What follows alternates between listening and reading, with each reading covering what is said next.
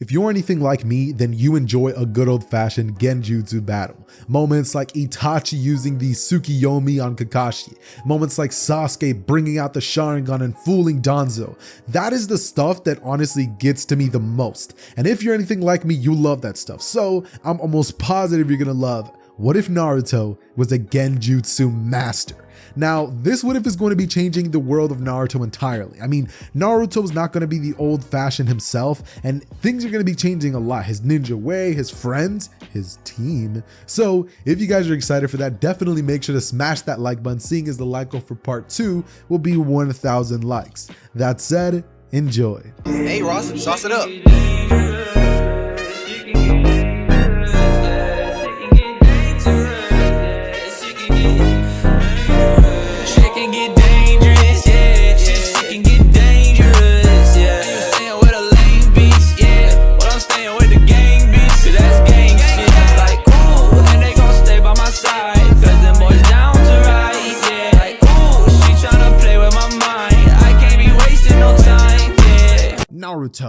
Naruto, wake up, Naruto.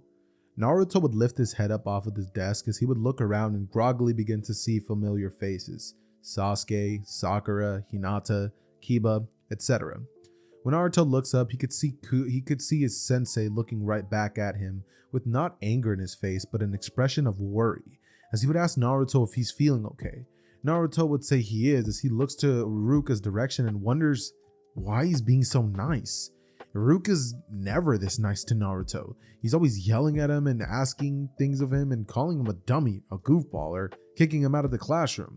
Naruto knows that it's because of his own fault, because of the fact that he acts like a goofball at times, but it's only to get other people's attention after all. He looks back to Iruka and says, "Oh yeah, I'm fine, sorry, I didn't really mean to pass out." Iruka says, "It's okay, Naruto, I understand. You must not have slept last night. I'll let it slide this time, okay?" As he would then go back to the front of the classroom and begin to teach the lesson. At this point, Naruto would turn to his side as, Sakura is staring back at him and would smile. And Naruto sees it and would be like, "What? Sakura smiled at me?" From here, he would go over towards her and, once class ends and say, "Hey, Sakura." And she'd say, "Hey, Naruto, you were great out there today." And Naruto it's almost as if everything changed. It's almost as if life did a complete 180. Naruto from here would smile as he would think to himself, yeah, it was great today. From here, he would go on to ask Sakura if she would be willing to actually go get a bite of ramen. And Sakura turns to him and says, "Oh, of course, Naruto. You want to go to Ichiraku, your favorite place?" And Naruto would say, "Yeah, it's on me." And from here, Sakura would say, "Sure thing," as, she would proceed to leave without even acknowledging Sasuke. And Naruto and her would basically walk to Ichiraku. However, the difference here would be that Naruto notices there's no stairs. There's that look that he's used to, that look that he's grown to hate. It's gone. Nobody's looking at him with that malicious intent that they always have. Instead, they're looking at him as if he's just a normal kid. They're smiling, they're waving. And once he gets to Ichiraku's shop, everything's the same. That's the only spot where everything felt not different.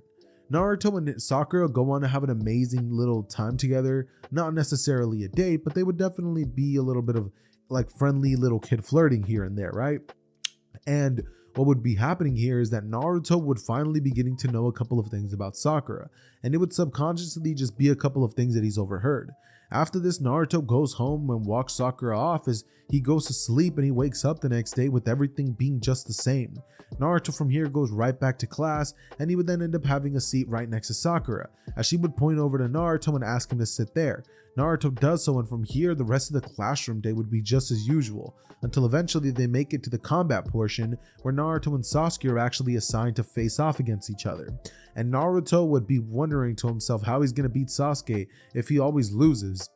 But the second that Iruka puts his hand out and says, "Hajime," Naruto rushes at Sasuke with speed he's never even used before, and would proceed to absolutely curb stomp Sasuke by swiping his leg in a way that Naruto's always dreamed of doing, and then finally punching Sasuke to the ground as he holds a kunai over his face, and he would finally win.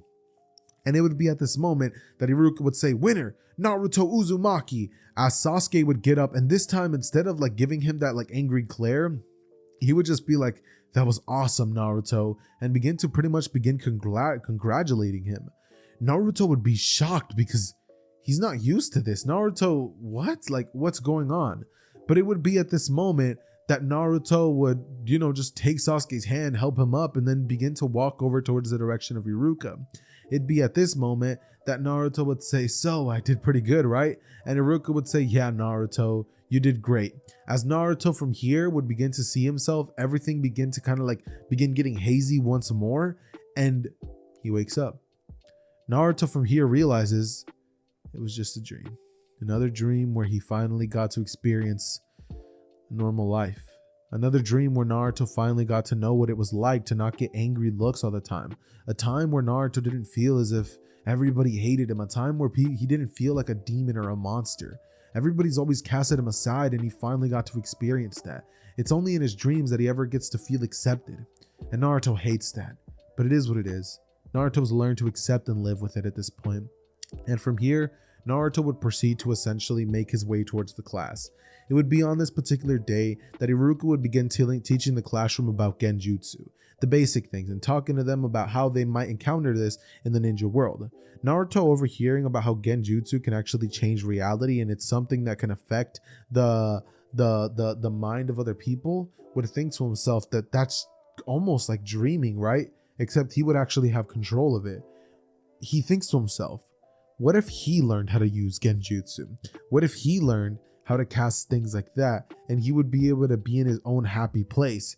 He would think to himself about a world such as the infinite Tsukiyomi, where everything that he wants to happen, happens. And it would be at this point that Naruto would begin to essentially think to himself that this might be a good thing, right? And so what would Naruto do after class? Well, after class, he would have a smile on his face. He stays quiet the whole day and doesn't really bother anybody. And once everything would be all said and done, Naruto would ask Iruka, once class is over, about where one would learn more stuff about Genjutsu. Iruka would ask Naruto why he cares so much about this, considering he's never really cared about anything in class.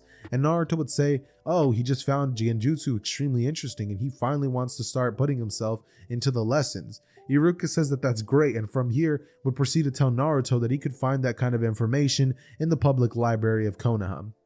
From here, Naruto smiles and would say, great, thanks Teach. As he makes his way towards the library, and being that of 7 years old, he would proceed to go in there, and immediately once he's inside, he could tell that some of the people there were giving him that look. But Naruto doesn't care, because in Naruto's mind, he's thinking to himself that he finally might have found the way to get past that. He finally might have found the way for people to stop judging him. And that's the only thing that's keeping Naruto sane. That's the thing that's keeping Naruto, giving him hope, right? He would go over towards the Genjutsu section and begin to pretty much studying up on it, realizing that Genjutsu is actually a lot more complicated than it seems. However, once Naruto would be on the brink of actually just giving up and thinking to himself that it's a lost cause, that it won't be real anyways, he thinks back to all of the times that, he thinks back to that dream that he had, how everything was so perfect, and he realizes that he wants that more than anything. Naruto thinks to himself that whatever struggle he's going to go through by trying to learn Genjutsu, that won't compare whatsoever to the struggle that he goes through just living every single day as himself. So he decides, you know what? Let me actually give this Genjutsu stuff a try. And Naruto from here would be like, okay, I guess I might as well. As he begins flipping through books after books after books, and he checks out about 1 to 3 books of Genjutsu, right? And sorry, but he basically checks out 3 books of Genjutsu, right? And he would make his way home. It would be after this that for the following next 5 months, Naruto would spend 5 entire months trying to learn the absolute basics of Genjutsu.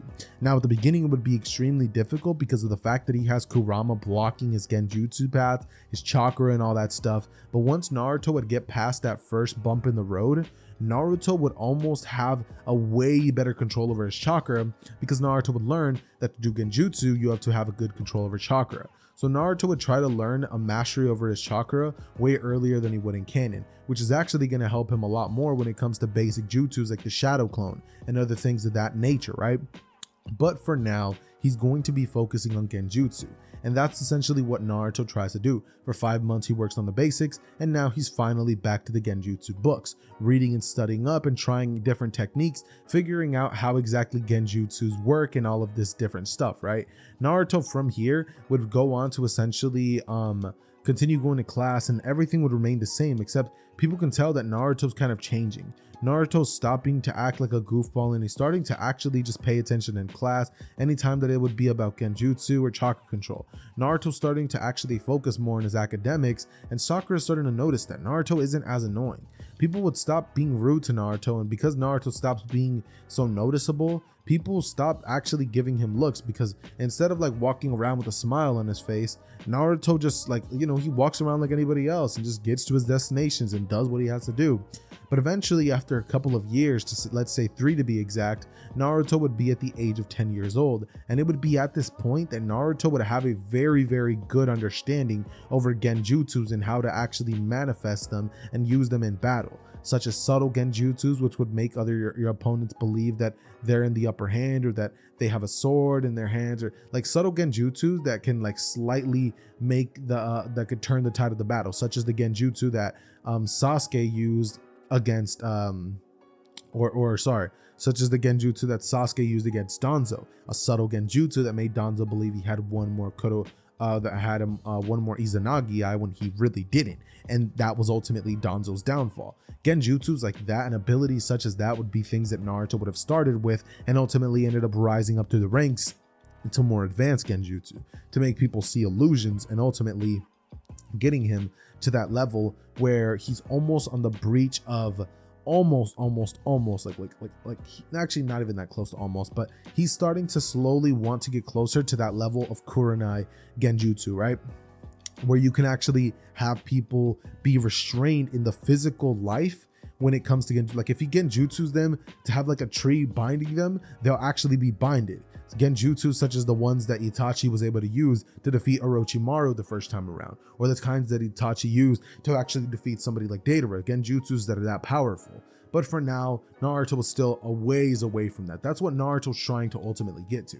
But his ultimate goal is truly to cast a Genjutsu so powerful that it can alter reality.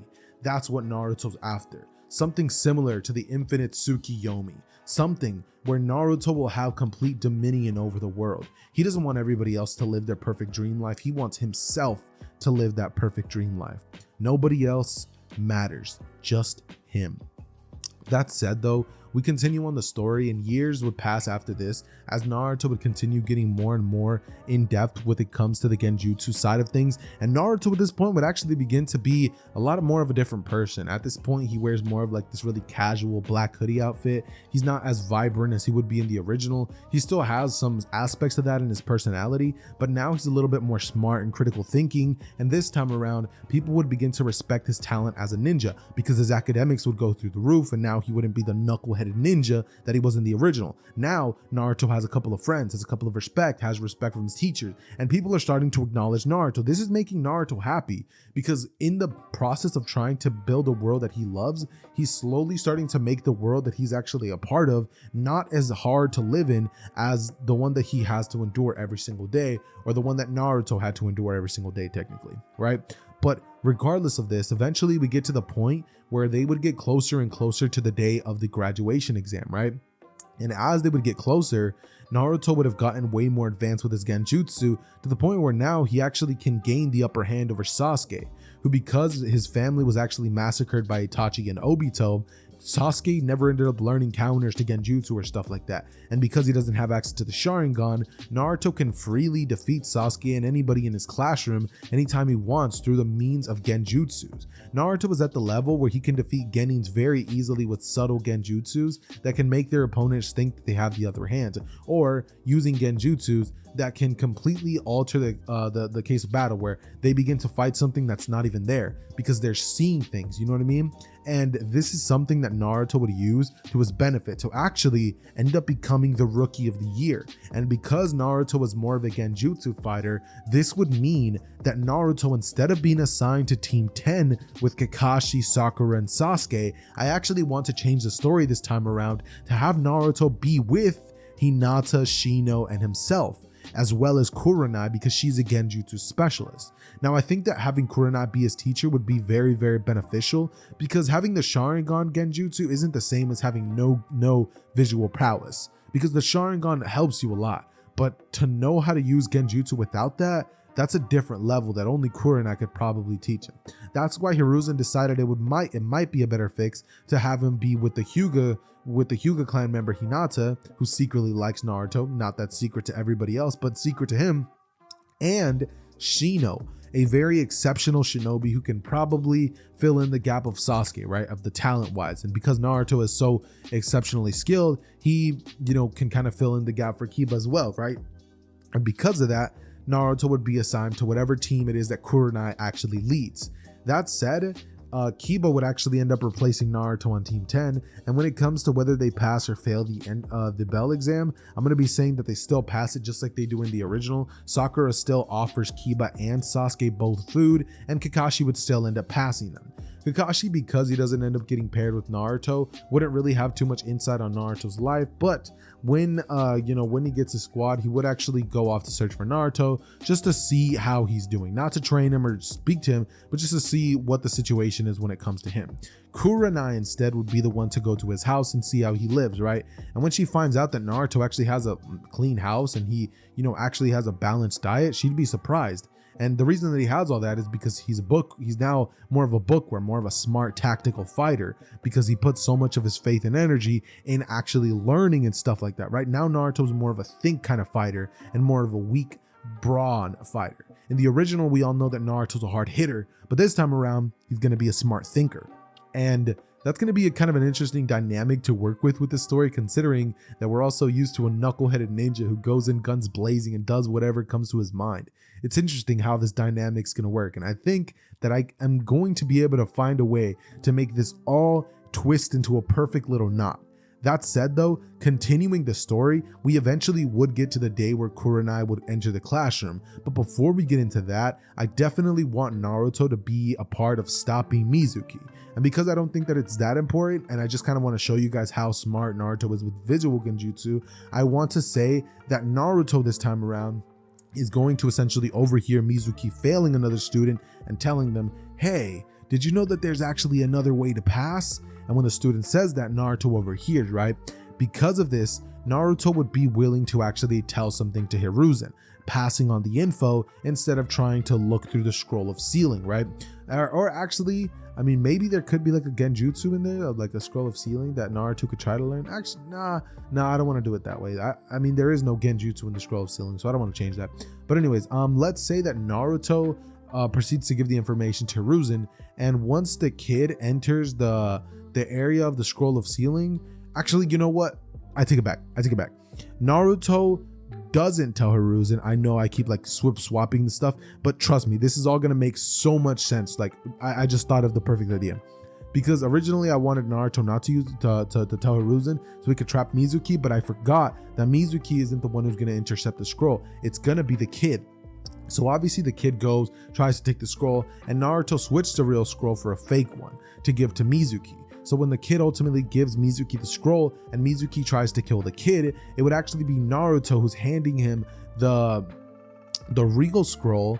But when Mizuki tries to attack Naruto would turn into a giant like monster. Like it would be a powerful illusion that Mitsuki wasn't expecting from a Genin, so he would believe it to be real.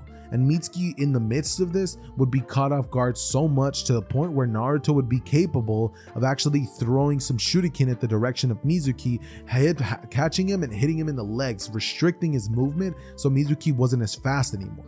Following this, Naruto went on to create a couple of clones, shadow clones, not the multi-shadow clone, mind you, and he would go on to essentially beat down Mizuki, returning the scroll back to Hiruzen. However, before he does that, because Naruto's so smart, he would write down a couple of jutsus that he found interesting, such as the multi-shadow clone jutsu and a special ocular genjutsu that I'm not going to be stating right now, but I do want to ask you guys for some support. Now, I am going to be looking through the comments of the first 10 hours of this video, so if you guys have a cool idea for a visual genjutsu that Naruto could use, something theoretical, then definitely drop it in the comments and I'll tag you in like part 2. I'll like shout you out real quick. and we can get the ball rolling on that. But if I don't see nothing, I'll just make something up myself.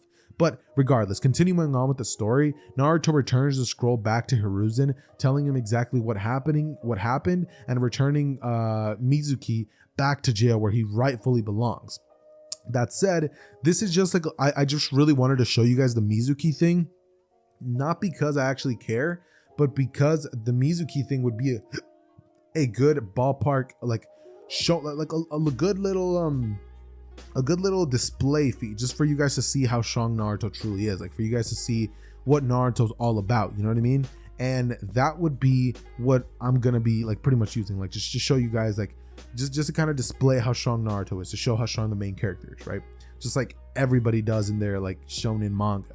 But regardless though, continuing on the story, we jump into the day where Kurenai would walk in and she would greet the class. Instead of Naruto having to deal with Kakashi, who's constantly late, Kurenai would actually end up arriving on time, picking up the students and getting to meet them all individually, with the bell test not being as hard as it would be with Kakashi, considering that she was never introduced to the lesson of, you shall never abandon your comrade, because those who are cowards or like whatever, right? They're worse than scum. And because of this, Naruto would just hear Hinata. He obviously finds out that she's very shy, but he already knew that before. And, she twiddles her finger. She's like, I want to become a powerful kunoichi, right? Shino just kind of stays quiet, and he would be like, I just want to become an exceptional shinobi, right? And then we have Naruto, who would say that he wants to live in the perfect world. And Kurenai would ask him, what does that mean? Naruto would say that she wouldn't understand. And from here, Naruto goes on to pretty much just say that he wants to become powerful enough to do whatever he wants. And Kurenai, she kind of respects that. She understands that. Naruto, she would then ask what their fighting styles are. She would know, obviously, Hinata, she uses the gentle fist. Shino, he uses bugs and such. But Naruto's a special case because she's seen his file on the Genjutsu that he uses. And so she would be very interested to know how high level Naruto's Genjutsu are.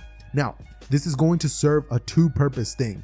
Number one, it's going to show Kurenai the level of Genjutsu expertise that Naruto has, and number two, it's going to definitely be humbling Naruto when it comes to how powerful his Genjutsu is compared to somebody who is actually a Genjutsu specialist without an ocular Genjutsu, right?